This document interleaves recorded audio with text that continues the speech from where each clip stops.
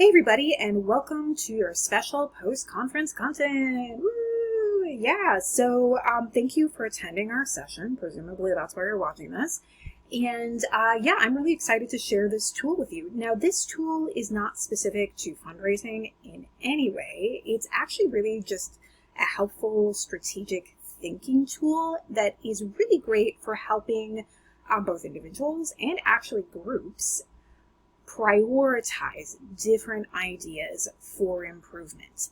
I am addicted to it. I learned about it first actually through Linda Ireland, a woman who I worked with.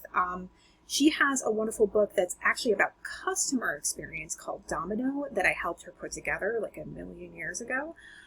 That is, full disclosure, where I originally was introduced to this exercise, and yeah, it's great. And very applicable, again, to the donor experience and also really any kind of issue that you might be trying to tackle in your organization. So let's talk about the Big Easy and how it works to help people make decisions.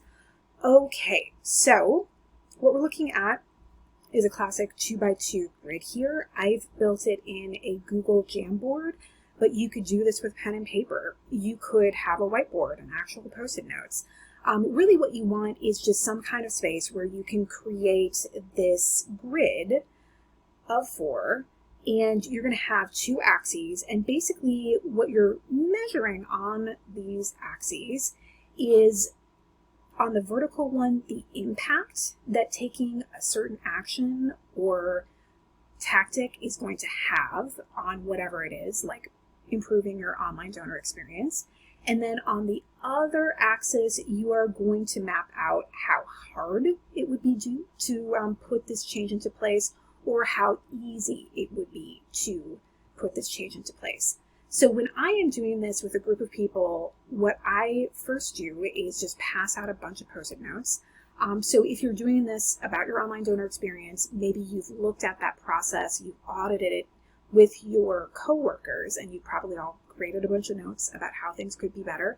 What I would do is have them take some of their top insights from that process and write them down on Post-it notes.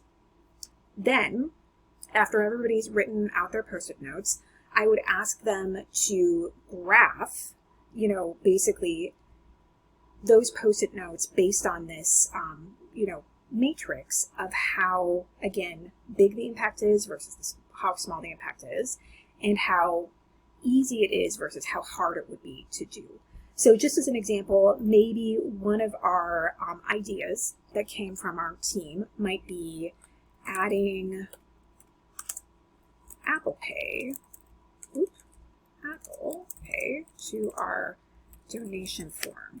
Well, maybe we figure out after a conversation with our fundraising software provider that adding this would be super easy. Great.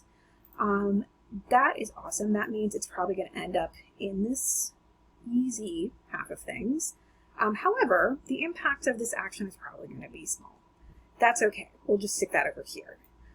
So what you do is, for each idea, someone graphs that. And at the end of this sort of exercise, you can have an additional phase where people will go through and have a chance to talk about their ideas with the group, and then actually allow people the opportunity to go and then maybe highlight or sort of upvote different ideas. And then you can sort of see what the results are. And the idea is you're going to want to really concentrate your efforts on those tactics, those ideas for improvement that end up in these sort of quarters here. So the things in the Big Easy are things that are going to have a big impact and are going to be easy to do. So they're really no-brainers. Like, we've got to do this, and we've got to do these things first. The quadrant below it are things that are quick wins. So these are things that are easy to do. They're often very easy to do. And they're not going to have a huge effect, but they're still awesome. We should absolutely do them. Those are going to be the 2 that you're going to want to start with. And frankly, those 2 quadrants and the ideas in there might be the only ideas that you ever get to. But it does help you figure out, okay, we have a bunch of ideas. Where do we even start? so that we can actually begin putting changes into place. So that is the big, easy exercise in a nutshell. It's super helpful.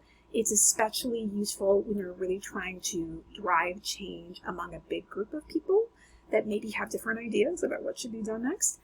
So I hope you find it useful, and I would love to hear about how it turns out for you if you do use it. Now, like I said, I did put this up on a Google Jamboard.